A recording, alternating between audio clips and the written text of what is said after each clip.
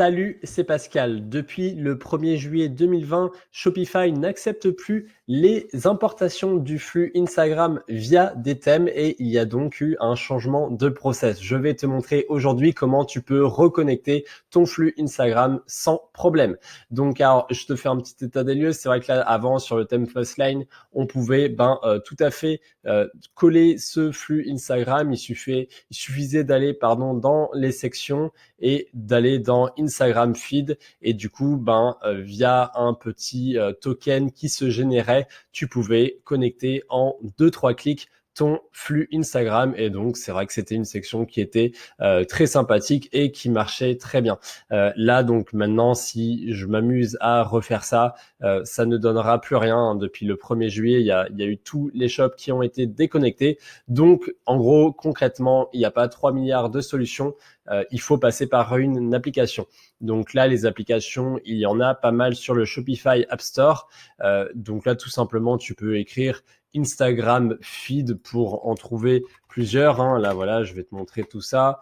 Et là, tu verras que tu as le choix. Donc là, moi, je vais t'orienter vers l'une des applications parce que elle est gratuite. Elle a un plan qui est gratuit, elle est bien notée et elle a beaucoup d'avis. Donc c'est InstaFeed.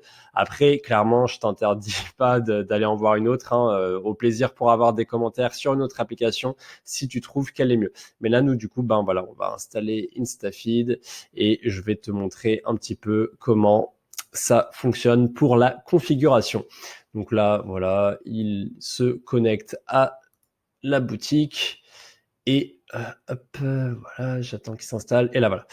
Et là, du coup, concrètement, ça va se faire assez rapidement. En gros, là, il faut que tu te connectes à ton compte Instagram. Donc là, voilà, je vais me connecter. Là, voilà, j'ai plusieurs comptes Instagram. Je me suis bien connecté avant à mon compte de ma boutique Sunnyday. Donc là, du coup, c'est bon. Il me dit bien bonjour Sunnyday. Je suis sur le bon compte. Je fais autoriser. Et du coup, là, voilà, j'attends un petit peu. Voilà. Et donc là, je vais pouvoir vérifier que c'est bon. Je suis bien sur mon flux Sunnyday. Donc là, bon, on est sur des images un petit peu anciennes, hein, qui sont sur des premières itérations du site Sunnyday. Si je veux commencer à l'utiliser, ce sera peut-être plus intéressant de revoir ces images. Mais en attendant, ça fait l'affaire. Et donc là, en gros, il te ferait plus grand-chose à faire. Là, tu peux écrire Instagram si tu veux pour avoir un titre qui s'affiche en H2 au-dessus de la section. Et là, ce que tu peux faire, tu peux dire lorsqu'on clique sur le post, est-ce que ça va montrer un produit ou est-ce que ça va ouvrir un pop-up? Personnellement, j'aime pas trop cette option. J'aime pas trop l'option de dire ne rien faire parce qu'il y a quand même un effet de survol et si ça fait rien, c'est quand même un peu incohérent au niveau du web design. Donc moi, ce que j'aime bien faire, c'est open Instagram. Après tout, c'est un petit peu l'utilité de base d'un flux Instagram, c'est que les gens ils cliquent sur Instagram et qu'ils se connectent. Alors moi, après, c'est vrai que quand je fais les flux Instagram, j'ai tendance à créer un Instagram spécial pour ce flux Instagram. Comme ça, il reste fixe. C'est toujours les 3 mêmes images ou les 4 mêmes images ou les 8 mêmes images, peu importe le nombre d'images. Et après, sur un autre compte Instagram, je fais de l'actualité et là, je crée du contenu qui est plus récurrent. Mais là, je l'utilise vraiment, le flux Instagram, comme une utilisation de section plutôt sympa. Et voilà. Donc là, c'est vrai qu'il y a ça. Donc là, concrètement, j'ai que 3 images. Je vais pas pouvoir faire grand-chose. Donc là, je vais juste mettre une seule ligne. Et là, nombre de colonnes, si je mets 4, je crois que ça va pas être en pleine largeur. Donc, je vais mettre 3. Et puis, je vais sauvegarder. Là, il y a une petite chose que je peux faire aussi, c'est mettre le post spacing. Donc, en gros, c'est l'espacement entre les images. J'aime bien mettre, je crois, 1% ou 2%. Ça rend plutôt bien. On va faire save, on va voir tout ça. Alors si ça a été pris en compte, voilà. Donc là, j'ai fait sauvegarder, je vais juste, là, en fait, je crois que c'est tout bon, on est tout bon. Là, il m'explique toute la démarche, mais du coup, ça a été tout fait. Donc voilà, là, en gros, grosso modo, il suffit d'attendre 10 minutes que les caches se régénèrent et après, le Sunnyday, ah non, pardon, il reste une petite étape, effectivement. Il va falloir maintenant utiliser la nouvelle section qui a été générée par l'application pour la connecter. Donc en fait, c'est exactement la même méthode que le Instagram Feed, sauf que maintenant la section elle est plus gérée via le thème parce que ça ne fonctionne plus. Il faut maintenant vraiment utiliser la section qui a été générée par InstaFeed. Donc du coup, hop, je vais me connecter. Là ça doit recharger le thème avec la nouvelle section qui a été généré.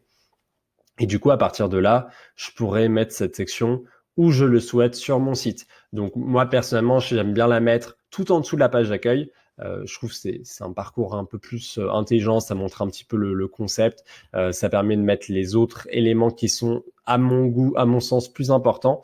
Mais après, voilà, tu peux faire ce que tu veux. Donc là, voilà, là on le voit ici, tu vois là le Instagram feed, c'était le Instagram feed du thème Fastlane. Mais ici, on a donc Instagram Feed, le nom de l'application, et InstaFeed App, c'est juste ici. Donc là, je vais faire ajouter. Et là, donc, à nouveau, je peux... Alors là, il y a pas de preview disponible parce que c'est comme ça, tout simplement. Mais là, je peux choisir la police. Donc, ouais, ça peut être intéressant de mettre du Joséphine comme ici. Je sais pas si elle est disponible de base dans l'application, mais là je pense que si, quand même il y a l'air d'avoir pas mal de choix. Donc voilà, là l'idée c'est juste de faire ça. Sinon, encore une fois, si c'est pas disponible, il suffit de passer par du CSS et comme ça ce sera tout bon. Donc là, hop, voilà, Joséphine, il y est, parfait. Et du coup là, on peut insérer du code personnalisé. Alors moi, je t'avoue que j'ai fait des petits essais sur une autre boutique. Je préfère le gérer via du CSS, mais sache que tu peux l'écrire ici. Ici, il y a aussi une petite subtilité, c'est-à-dire là, on choisit la taille de police à 20 pixels. Moi, j'aime bien mettre 30 pixels sur desktop, 20 pixels sur mobile. Donc, à partir de là, je passe un peu par du CSS. Sinon, en tout cas, voilà, tu peux tout gérer. Là, alors, le pleine largeur sur 3 images, ça risque de pas être top. Je vais mettre 80%, je vais voir ce que ça donne. Je suis curieux de voir. Mais ouais, sinon, de toute façon, je te conseille de mettre au moins 4 images pour avoir 4 images en pleine largeur. Et sinon, tu peux utiliser même, si tu as plus d'images que ça, tu peux mettre 2 rangées de 4 images. Ça rend très très bien aussi. Après, j'ai envie de te dire, une petite remarque par rapport à ça. Aujourd'hui, concrètement, est-ce que ça vaut le coup aussi que tu fasses ça, de passer par Instagram, alors que concrètement, le Growthblock gère ça très bien? J'ai envie de dire, maintenant, avec le Growthblock, tu peux tout à fait prendre 4 images, les mettre en largeur 25%, faire 2 rangées et puis basta. C'est vrai qu'avant, à l'époque, le thème Flashline proposait un certain affichage qu'il n'était pas possible de rendre avec les Growthblocks, donc il y avait une valeur ajoutée. C'est vrai qu'aujourd'hui, là, sur cette application, elle n'y est pas. Donc, c'est pour ça, ça peut toujours être intéressant de partir sur d'autres applications qui sont un peu premium, qui ont d'autres arrangements au niveau des images. Mais en tout cas, avec celle-ci, là, je t'ai juste montré une méthode pour contourner ça. Après, si dans 1 mois ou 2 mois, je trouve une application qui est top et qui fait un rendu sympa, j'hésiterai pas à te le montrer. Donc là, je vais voir si ça a été pris en compte avec le cache, si on est capable de voir le rendu. Voilà, donc là, tu vois, on voit le rendu, ça rend plutôt bien, je trouve, ça va.